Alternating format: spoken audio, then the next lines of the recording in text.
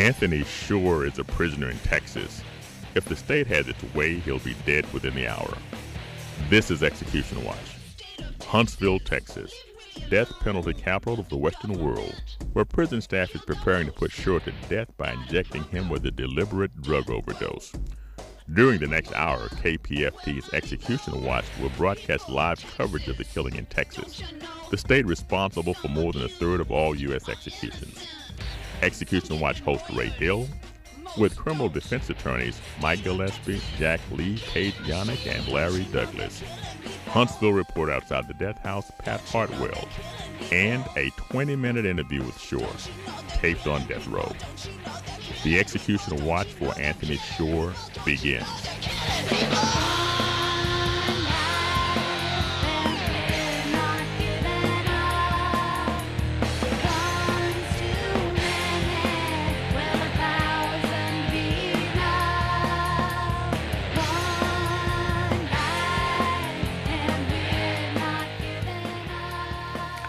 Good evening. It is Thursday on the 18th day of January 2018. My name is Ray Hill. I'm the host of Execution Watch.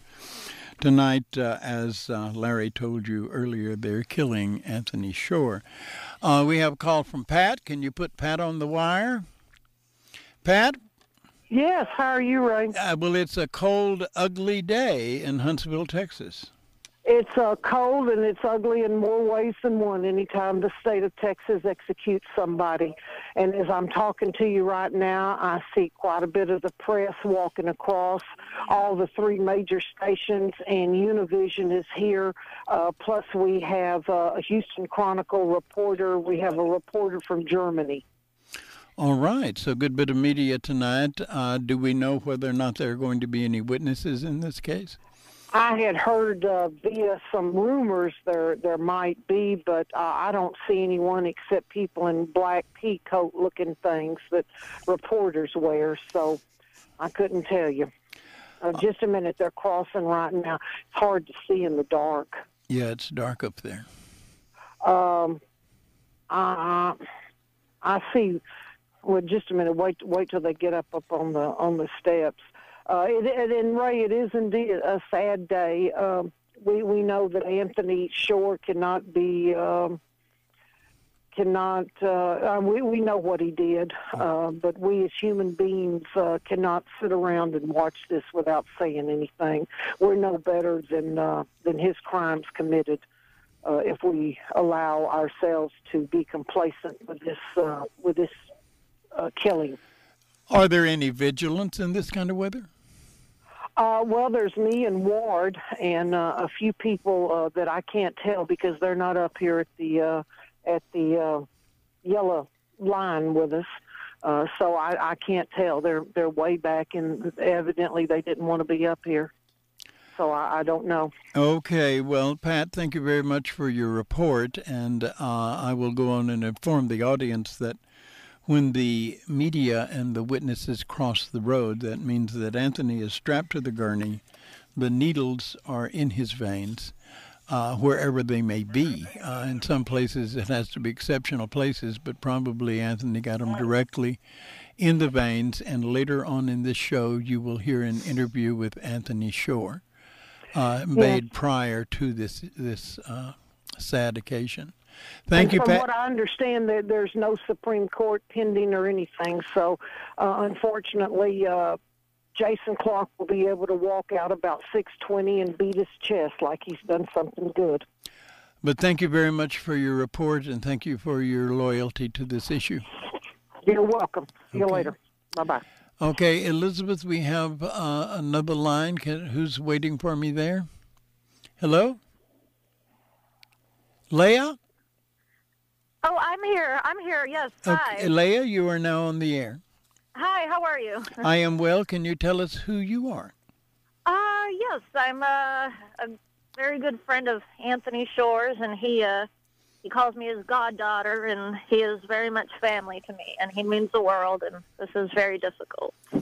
Well, at this point, the process begins, and as far as we know here, Yes. It's unstoppable at this point. And I'm aware. I am not going to be the crass journalist that asks you how you feel. I'm going to be the crass journalist that asks you, how did you come to know Anthony? I'm against the death penalty, and I had just written him a letter and not really expected very much out of it. And he ended up becoming one of my best friends I've ever had, and extremely dear to me, and he's always been there for me. And, yeah, I wish I could do more for him. I really wish I could have done more to stop this. I've spent about 40 minutes with Anthony. 20 minutes of that will be in this broadcast we call the interview. Yes. And the interview has not been edited in any way. I have not taken a word out of it or added a word to it. That's my commitment to the fellows. And Anthony's interview was one that I kept waiting for a knock on the door from the other side, because Anthony was quite forthcoming in that interview. Right. And I was afraid that I had made an interview that might be used against him in a last-minute appeal or something, but that knock never came, and the issue is dead as of tonight. It is. It will go up on the it will be broadcast during this program, so it'll be on the KPFT archive as soon as the program is over. And then it will be integrated into a film of this show and shown on Houston Media Source, and that'll take a couple of weeks to get it spliced in. But those people who listen to this show can actually see Anthony responding to my questions in that interview. And that's kind of a memory. Yes, I know he very much enjoyed sitting with you and meeting with you, and no, Anthony and I got along very well, actually. Right. I found him to be intelligent. I found him to be more forthcoming than most of the interviews that I do, and he was certainly a likable guy. I have a theory that we never execute the person that did the crime, and I don't doubt that that's not true in Anthony's case.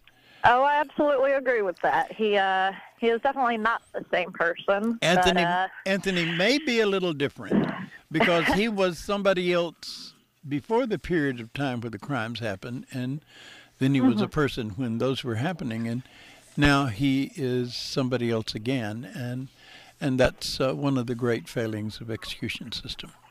It is, and I will say though, is he's at peace. He's ready to roll out of here, as he said, and yeah, he's okay, and yeah, he has some regrets and some things he wishes were different, but he's okay with this going through. He knew that this day would come, and he made his peace with it.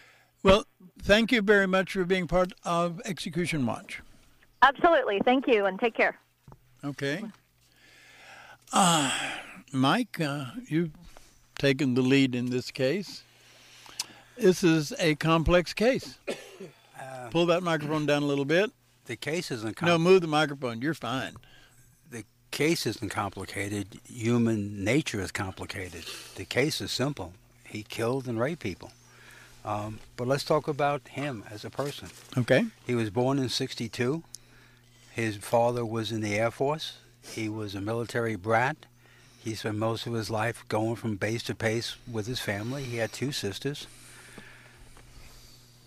At one time in his life, he was considered to be a musical prodigy. At 5 years old, he gave a concert of classical music that was written up in the newspaper. I think it was Mozart that he memorized and was able to play. Did well in school, got along with people. By all accounts, he was very intelligent. Seemed like his life changed when his mother and father got a divorce.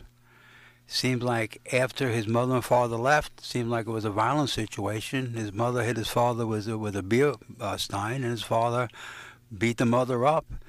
Ever since that time, he always tried to impress his father. He started doing bad things real early. We have found out now that it seems like he used to brag that in high school that him and his friends murdered a homeless man. They just beat him to death. His sister, and by the way, I'm telling you things now that were not unknown to Harris County DA's office. What the sister says now, she told the DA's office way before they knew about him. She told them that when he was a kid, that he used to take her to the bus stop with him to pick up girls. That he brought her along because the girls would feel safe because he was with his sister. And then he would give him rides and get rid of the sister, and she knew he was molesting these girls. She also stated that he would find girls in the neighborhood he liked and have her go to the door and knock on the door and ask the girl, when the girl answered, he'd molest them. This is his sister, who could see that he was molesting girls, felt guilty because he made a part of it, and he confessed that he had killed people. Throughout all this, he kept no police attention. He started moving to Houston. How old was he when these things were going on? He was young, in high school. In high school. They don't talk what age, but it was when he was in high school or junior high school when he was doing these things. I'm assuming high school because he was having sex, not junior high school. 16, 17, 18. Yeah, I'm assuming. It doesn't say the ages in my material, but he was picking up girls, driving cars at bus stops. So he had to be 16, 17, and 18. he had a younger sister that he used in the process. And take her with him. And as she said, she realized now that he used her to make the girls feel comfortable that he was safe. So they would go with him. But every time, as soon as a girl got in the car, he would say, oh, you got to go that place, and drop her off someplace and go with the girls. And she said she knew what he was doing, but didn't know what to do about it. Now, after that, he moves to Houston. We don't know how many people he might have kidnapped and raped, but by all accounts, he was very charismatic. He was very good-looking. He had a lot of girlfriends. By all accounts, he was never not in female company. Why he would want to go out and pick up girls to rape, but that's what he did for a hobby. He drove the neighborhoods. He picked up girls walking. He picked up girls bus stops. He cruised bus stations in the streets to pick up stray girls. Every one of these women that we know that he did this to were people walking in the street. Now, what's interesting on this case is that we don't know what he did. We know one that he did. Every other one is ones that he said he did. The one we know about was one in 92. Wait a minute.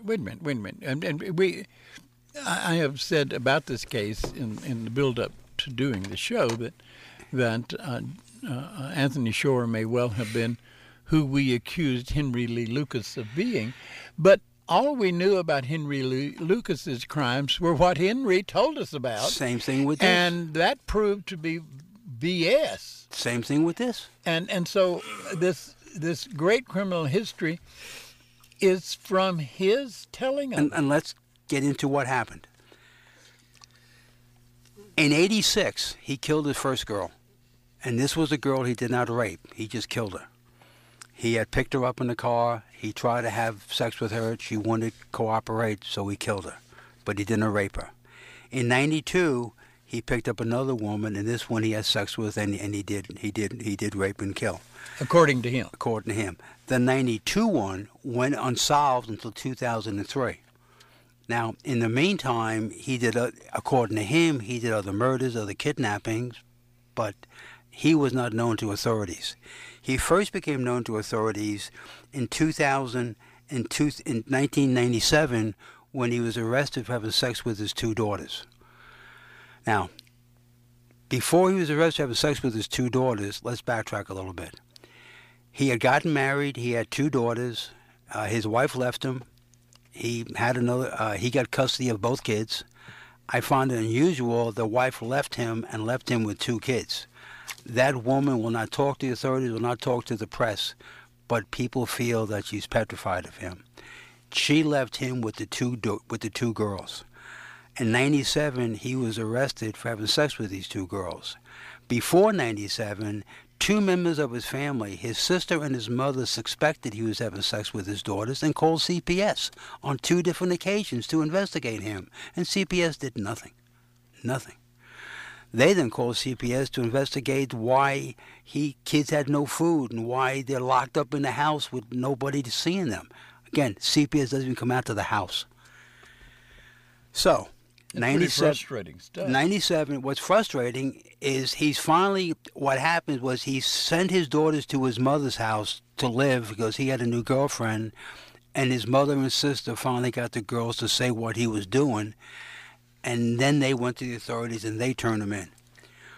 So he had a case. He had a case of having sex with his 2 daughters. Now, in my life, I've had many cases, not many, I've had my share of cases of men having sex with their daughters. He got a deferred adjudication. That shocks me. It was reduced to an indecency. How do you get indecency on rape of your 2 daughters? How old were they? There's no evidence of what I'm reading of the age, but I'm going to say one was 9 and one was a little bit older than 9. Okay. Okay? How do you do? You're right. How the hell do you get? I also don't understand that a reduced charge, deferred adjudication. More than that, while he's being prosecuted, his sister is calling up the DA's office in Harris County and telling them what he used to do with her when they were kids at bus stops and knocking on people's door. The sister who turned him in for having sex with his daughters is telling the DA's office that he used to pick up girls and do this when they were kids. And they give him deferred adjudication? Well, that's good lawyering on the defense side. I don't think it's good lawyering at all. There was no talk in anything I read that he hired a lawyer, that he money hired a lawyer. I'm assuming it was a court-appointed lawyer. What I read between the lines, that the witnesses lived in California, and because they lived in California, the DAs, it was out of sight, out of mind, and they basically got a deal to get rid of the case.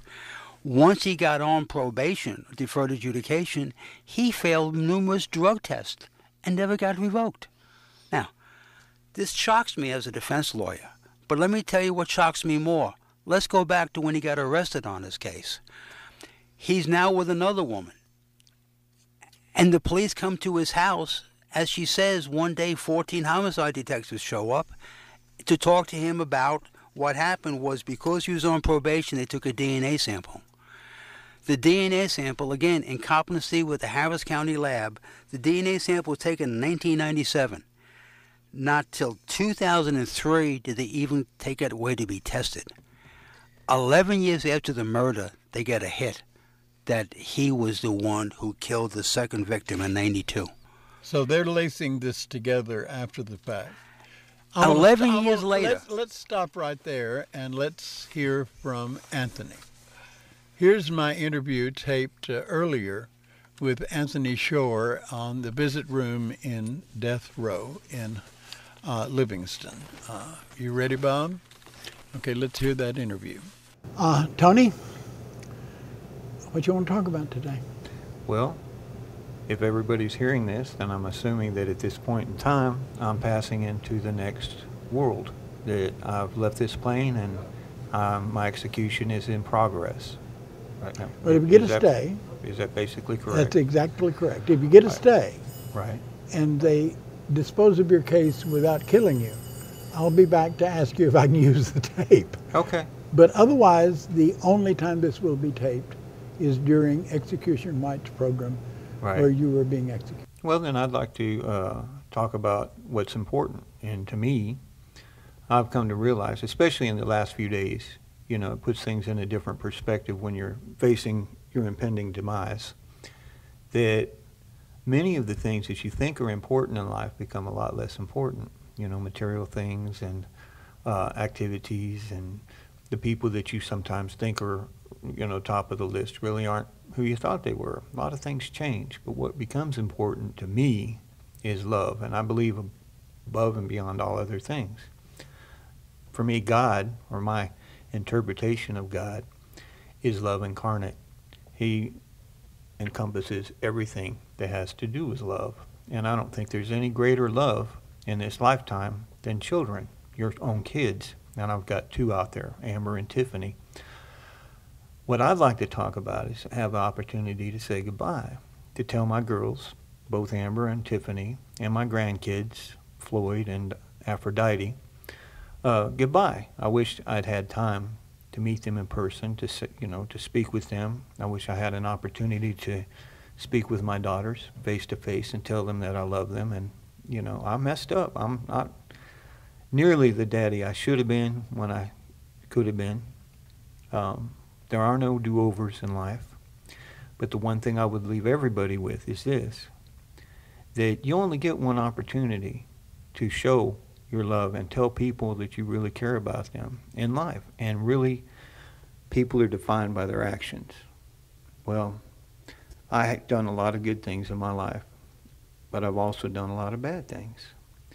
Probably the hardest thing in life is to forgive oneself. Forgiving others is pretty hard, believe me, I know. But to forgive yourself is a hard road to hoe, and I finally have come to the point where I've reached that peace in myself. And so what I would want to do is say to the people that I've hurt, to the victims' families and loved ones, that I can't undo the damage that I did, but I would give anything to be able to do my life over and start from the beginning and not make some of the poor choices that I made along the way, because I can only imagine their pain and loss, because I've got kids of my own, and everybody loses, you know, everybody's as a mother and a father or a child, you know. So. Do you know where your kids are now? Yes, I do. Well, I know where one of them is for sure. I don't know for sure on the other one. But so this may be the only communication you have with them. This may be the last opportunity. So anybody hearing this show, you know, there's possibly hundreds of thousands out there who may actually listen or get a copy of this. If you have the means to reach out to either of my daughters, tell them, I'm sorry, I wish I'd been there for them when I should have been, and that I love them. And nothing will ever change that. Nothing could ever be close to how I feel about that. Everyone else who has shown me love and consideration in these last 14 years, especially during my incarceration, but most especially in the last few years, you know who you are. I love you as well. And I just want to say goodbye. I don't want anyone to cry on my behalf. If anything, throw a party. I even wrote a poem about it. But long story. I wish I could. I'm going to write to the station. I'll give you a copy. I can't recite it verbatim. Sure, no. I mean, I'd like a copy. The basic gist is that dying's easy. Dying is the easiest thing any of us get to do. Everybody has a death sentence. Everybody gets a shot at it. Everybody's got a death sentence. We're all born into this world with one. It's living that's hard along the way. As I say, one thing I learned back here on death row, especially living around what people consider to be the worst of the worst, the condemned men, because they're supposedly dysfunctional in society, or at least we've been labeled that way, is that I found that they're people like everybody else. They're human beings. There's been a lot of compassion and a lot of amazing things that I've witnessed with my own eyes. Men that have given of themselves, their time and energy for other people, and become part of a society. It's not the same society outside the walls as it is back here, but it is a society here where there's a lot of compassion and civility, and it's really surprising. It's opened my eyes to a whole different reality. And I have to say that the incarceration, though perhaps not a life that I would choose for anyone, it's actually been a very good life to me, surprisingly. I've been blessed more than most people probably, and it has a lot to do with the kindness and love that people have shown me since I've been here. Again, I want to extend my love and consideration to those people as well when I say goodbye to all of the people. You know who you are. There's too many to list by name. Well, most of your inner circle, support circle, probably going to see the show. Yeah. Yeah, the people that have supported you through this journey right. are probably regular watchers and listeners of my show. Could be. Some of them are, I know for sure. I get a lot of mothers. Yeah. And people that visit on a regular basis. You know what the mothers tell me? Mm. They tell me, thank you for their laughter. Mm-hmm. because a mother traipsing up to visit her son through this glass on this phone doesn't get a lot of laughter. Sure. Usually when they're out with Uncle Ray, we let her hair down, but you ain't got any hair to let down. But I catch a smile, or I can get a laugh, and those mothers appreciate that laughter because they haven't seen it in somebody that they love who is now gone. Let me ask one other thing. Sure. I had a song that was played on the prison show recently. Sure. Funk It Up by St. Vitus Dance. That was a band that I was in for several years back in the 90s. You a musician guy? Yeah, musician. I was Playing axe? Keyboardist. Keyboardist, okay. And I'd like to have that played as part of this show as well.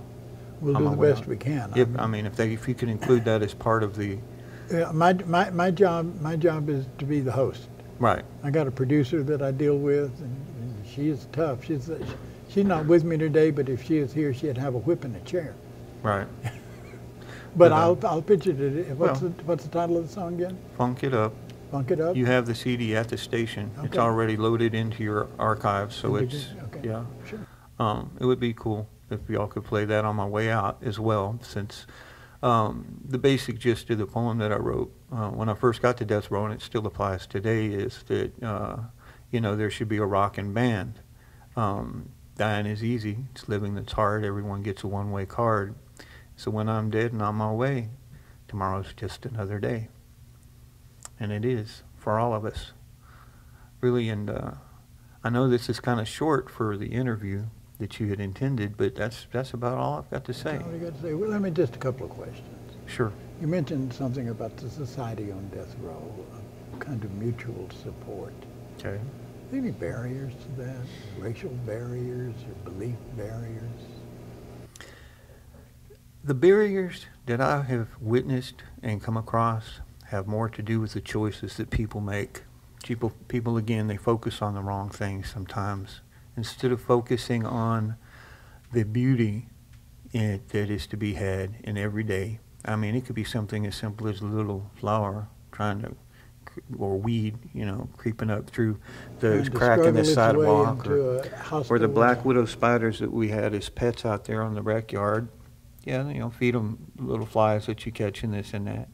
There's little things that you see, or maybe a bird, that lands. It's really beautiful that you don't see all the time, a cardinal or something. There's little things that are beautiful. God's everywhere. He's in everything.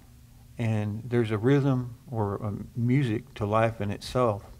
And I believe that a lot of people, instead of choosing to find joy and hold on to that moment, instead they focus on, we're going to be locked down. And the anxiety Look what's on the of something. tray. Well, the anxiety of something that hasn't even happened yet. We're getting ready to be locked down. Okay, well, this is something that's going on right here and now, as an example. It could have happened yesterday. It might have happened today. It could happen while I'm out here, or it might happen tomorrow. But people are already getting all hung up on that. And these are the barriers to having equality in the society. It's more about the choices instead of focusing on, well, you know what? I just got a beautiful letter from somebody, or I had an inspiring thought. Instead, they're focusing on, oh man, maybe we're going to go on lockdown, or this and that, and it's going to interfere with this, or that. But the point is, that's anxiety. That hasn't happened yet. So why spend your time worrying about things like that? If you can take and find joy in the moment that you're living, and then the next moment, and the moment after that, and string together a few moments of joy, then you've got a real good quality of life, no matter where you are. But tell me, that applies to everybody. You don't that have applies to be to on the road everyone. to find that. Right. And that's my point, that even though we live back here on death row or behind these walls, there's still a quality of life to be had that is beautiful, that people don't see because they think that all it is about all of the chaos and despair. I'm not saying there isn't a lot of chaos and despair, but I'm saying that ultimately it has to do with the choices you make. I make good choices. I don't know that everyone does. I'm really sad, and I pray for the people that don't make good choices. This is something that has been a revelation since I have been incarcerated, because obviously in the free world, I didn't make a lot of good choices, or I wouldn't be here in the first place talking to you. Does that make sense? Well, I'm still hung back on the metaphor of the little flower struggling to take root in the crack in the concrete. Right. It comes up and blooms. Mm-hmm. That's a wonderful picture, It happens. and I thank you for giving that to me and to my audience. Good. I wish you the very best of luck. I hope you get a stay. I hope I don't do this show. But if I do, folks are not going to forget you soon. Know this. I would love to get a stay, Ray. I would. That would be awesome. But at the same time, I'm ready for what happens next. It's kind of like when you get to the front of the line at the roller coaster ride. There's the trepidation of getting there and standing in line. But when you get to the front of the line, excuse me, and I'm kind of there, I'm sort of at the front of the line, I'm excited to find out what happens next. We're all going to get there. We're all going to be at the front of that line at some point. Most of us don't have the privilege of knowing when it's going to happen, so they don't prepare. I've had time to prepare and think about this. It's interestingly put. I'm going to end the interview here. Okay. It's a wonderful line. All right. Give my love to all, and especially for those out there listening, if you can reach out to my kids and just let them know I love them. I do. Thank you, sir. Thank you. Mike, which of the laundry list of murders is he being executed for? The second one. He's being murdered for the one that they found the DNA under the fingernails of the person who was deceased.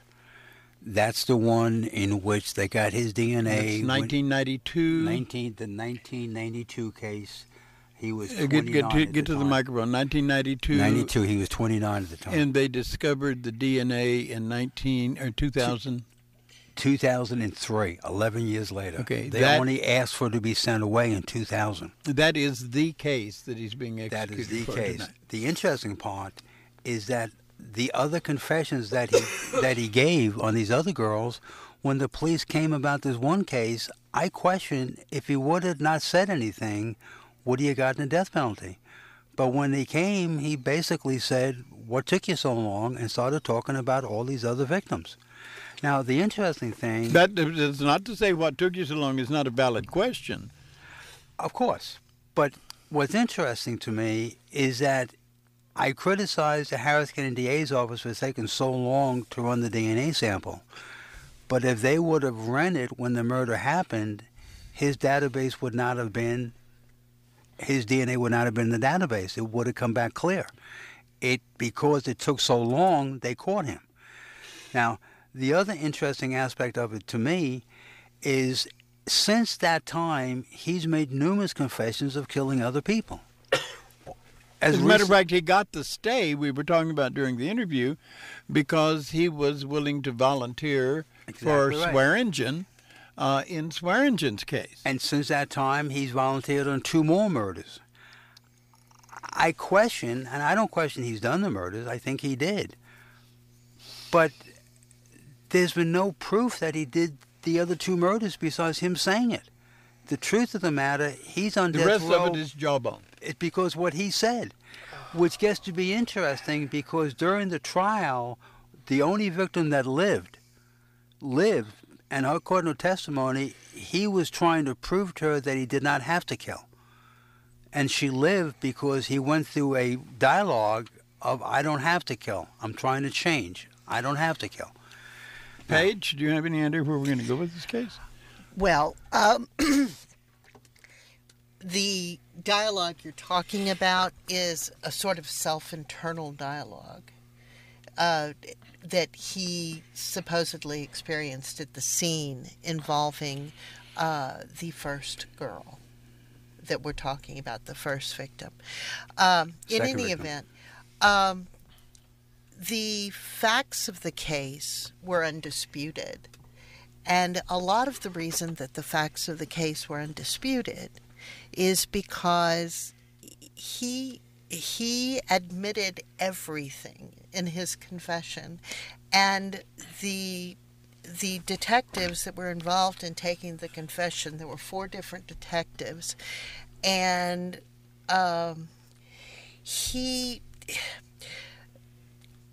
the entire process of the confession is exquisitely detailed, and he received potty breaks, he received food and water, and the entire process of the confession, every time he said he wanted to stop, they stopped. He was warned about his rights to an attorney, and he waived them.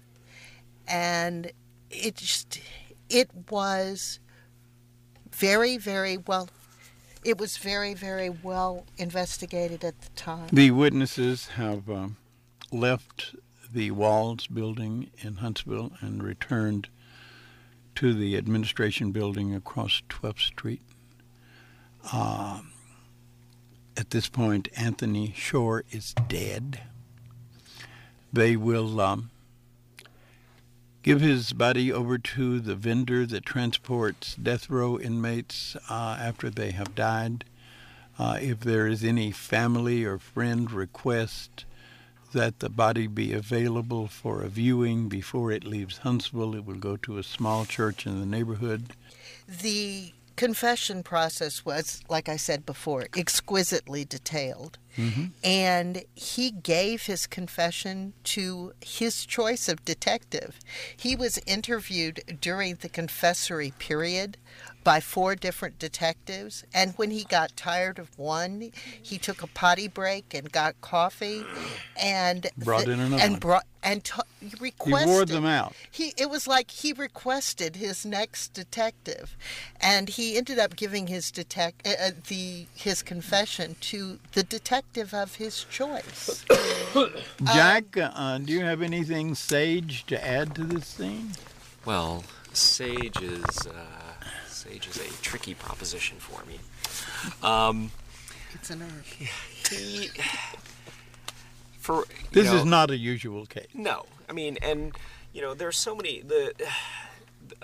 If you look at the appeal in 2007, so many issues came up, and the issues were all he wasn't availed to this. Mitigating evidence. The confession was bad, and so on and so forth. But really, Shore wanted this. Shore wanted to turn himself in. Shore wanted. At some point, Shore simply decided that it was simply a matter of time as to when he was going to get caught for his past acts. And he took some pride in having some control over that. Sure. And it seems to me that this is a situation where he simply he knew that eventually this was all going to catch up with him. If you look at the legal case, if you look at the appeal, he talks about one of the things that his attorneys appealed on issues were that that the confessions were bad. But as Paige said, he pretty much solicited his next confessor. His inquisitors. Yeah, he solicited his next confessor. He did pick his next. Sure. So wait a minute. You're talking about a guy that even in handcuffs and under the lights had considerable control of his destiny, and I think he had absolute control over it. And I think that's how he wanted it. I agree. I truly believe that this was what he wanted to do the way he wanted to do it. And it was very important to him that he be able to orchestrate everything involved in his confession after his arrest, in his trial. One of the reasons he declined to present a defense, either at guilt or innocence or at punishment, was that he wanted that sort of control over his entire future. He picked it out that way. Jack, get close to the microphone. I don't think we've ever had a case like this before. Well, get close to the microphone. What's please. interesting to me is, according to his sisters, he was fixated on pleasing his father. And all of these things with the confessions with the police officer goes back to the same situation of pleasing his father. The fact that the 3 victims that he confessed to are all victims that he left the bodies out, one at a restaurant, one at a Dairy Queen, and the third in the field. And when they didn't find it quick enough, he called up to give a hint to where they found the body. He wanted it to be found. He wanted to control it. And the control issue is real important, because he didn't just kill him. He used a tourniquet on the neck with a piece of wood so he could slowly control the amount of blood. It's control. He could control the death of the person more delicately with a stick. Larry, why isn't this the most macabre case we've done? I'm not sure that it's not. The thing that stands out about well, a couple of things first. Clear up some things. Our system's not perfect. No. But it's a really, really good system. And the Harris County DA's office does a good job in association with law enforcement. But a lot of things changed over the years. I mean, from 1986 to 2003. This would be a capital case if it happened tomorrow. Well, I'm talking about just the technology, the DNA. Yeah. Okay. The capability of what to do with DNA has changed a lot. But the thing that stands out to me, particularly from listening to the interview of Anthony Shore, the word control just keeps coming up over and over. He did control his confession, and he seemed to be pretty much in control of the interview. There were some things he wanted to get out. And Mike mentioned control over. He pretty much controlled the interview I had with him. Exactly. Okay. Yeah. And controlling the. I had to say, wait a confession. minute, I got a couple of questions here. Yeah. And he gave me a little of the overtime. And then even the anonymous call that was made to the TV station saying there's a serial killer out there. He was controlling the media to some extent.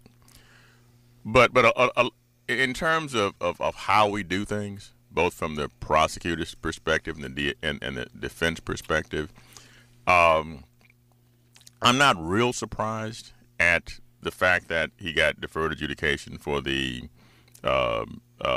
sexual assault of his own daughters. I mean, there are a lot of factors that go into how a case is resolved. Yeah. And deferred adjudication is not the greatest thing in the world. I mean, some prosecutors refer to that as No. layaway plan. I would rather have a straight probation than a deferred adjudication, but then I've already got a felony conviction, so what the hell difference does it make? Well, what I've heard prosecutors refer to deferred adjudication as a layaway plan. So we're going to lay this time away for him. He's going to come back and get it. But you resolve cases. I mean, the resolution of cases just boggles the mind sometimes is how it happened, because things just change so much in terms of what's available, what witnesses available, and so forth. But there was just an overwhelming amount of evidence, much of which he provided against himself. Yeah, but the trouble with him providing his own evidence, it's like the Henry Lee Lucas problem again. How the hell do we know that's not a figment of his imagination?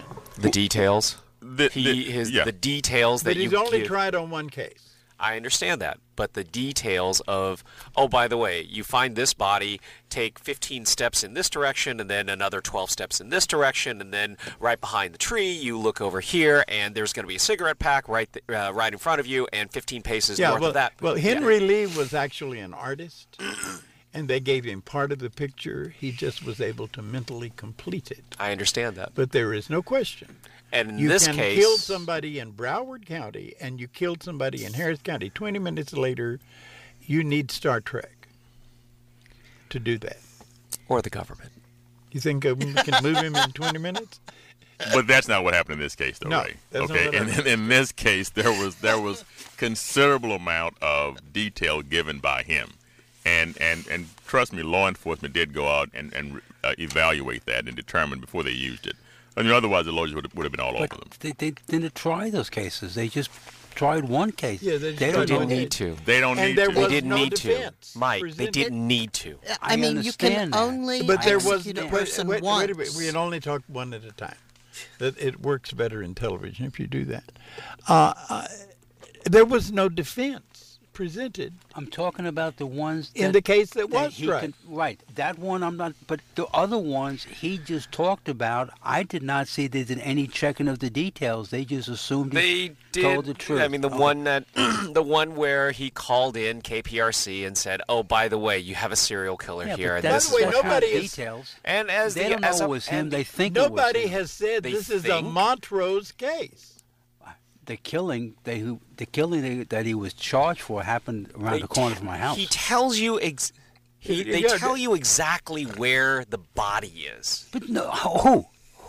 He tells KPRC. We think he was the one who called. Nobody knows if he's the one that called. No, wait. And then afterwards he confesses and tells you where it is. All right. I'm interested in this Portsmouth address. Yeah. That's 1900 block of Portsmouth. 1900 block. I know where the 1900 block is. That's the girl who lived. She was a telephone repairman. He stalked her, and he broke into her house. He raped her, but he tried to prove to her that he's not a killer. He's told her that he's not going to kill her because he's trying to prove he's not a killer. I think the control is the issue. His wife said that he liked to control sex by making them, choking them out so they're unconscious to have sex with them. Well, he's a control freak. I know state representatives who committed suicide that way. I question sometimes whether or not the fact that he felt so bad about killing these people, did he mean to kill them or mean to rape them? Was he choking them out to put them unconscious, have sex with them, and then they died by accident? No. They tripped and accidentally strangled themselves with a pencil. Anthony Shore basically told us who he was.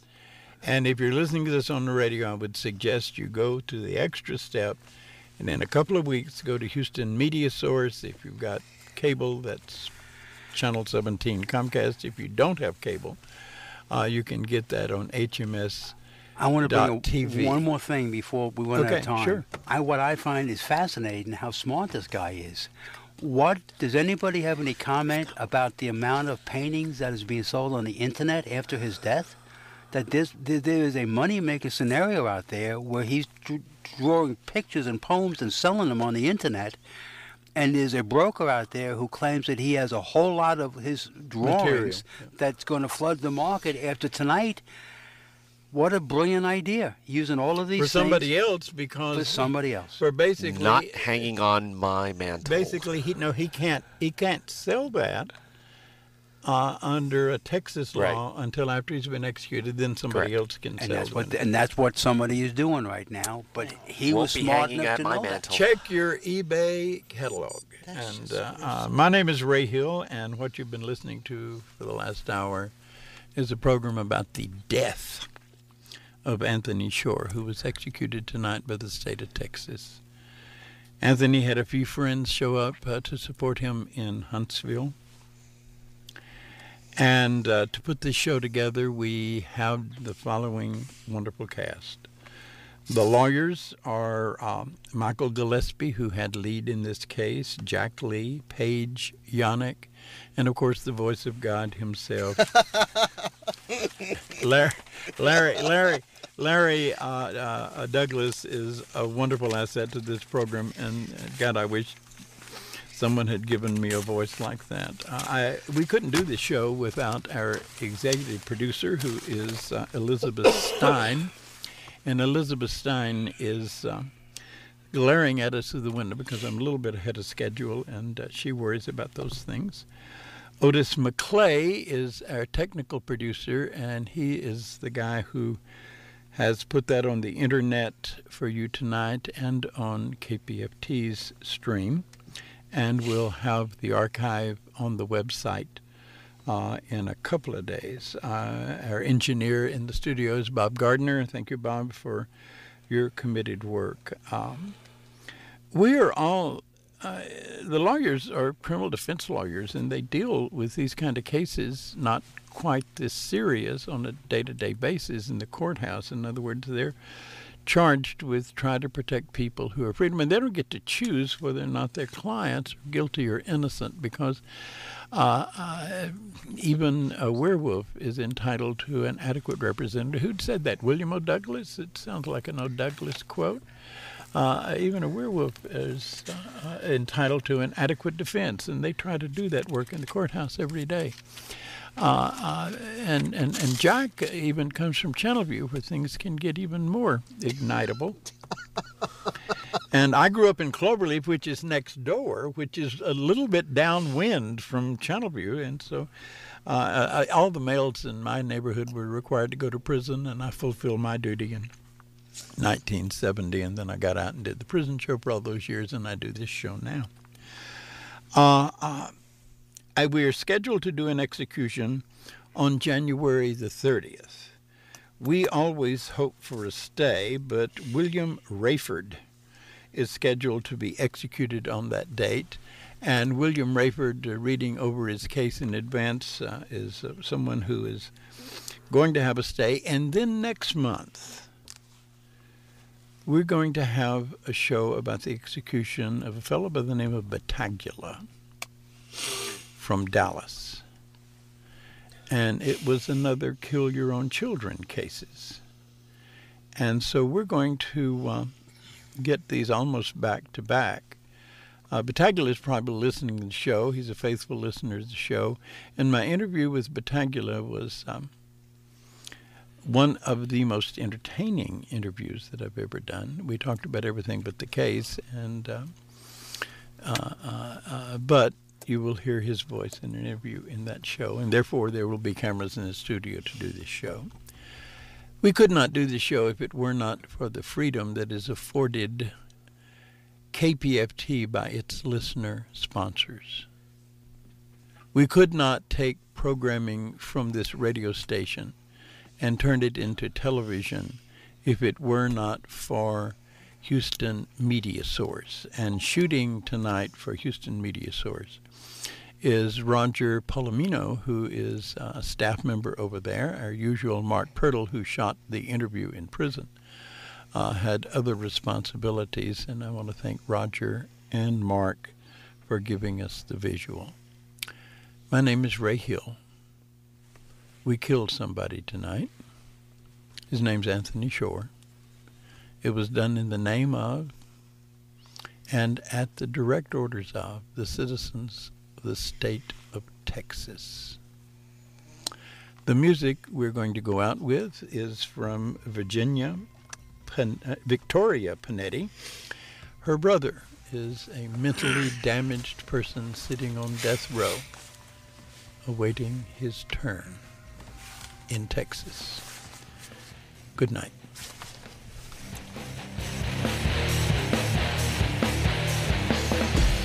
State of Texas, leave Willie alone. The government killed the most. Got a problem, death row. Ever wonder where money go? People of Texas, don't you know? Some accused are innocent. Some get good lawyers, most don't. State of Texas, killing machine. Don't you know they're killing people? Don't you know they're killing people? Don't you know they're killing people? Don't you know they're killing people? Don't you know they're killing people? Don't you know they're killing people?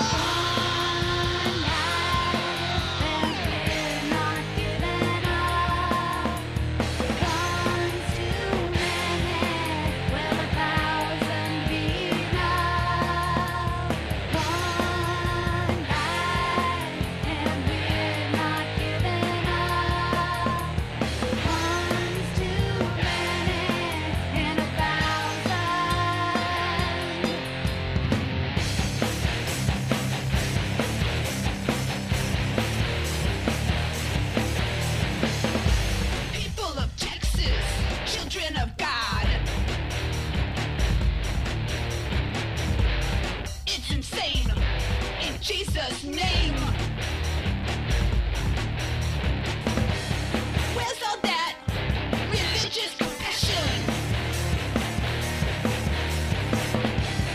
State of Texas, make a fist. State of Texas, hypocrite. Don't you know they're killing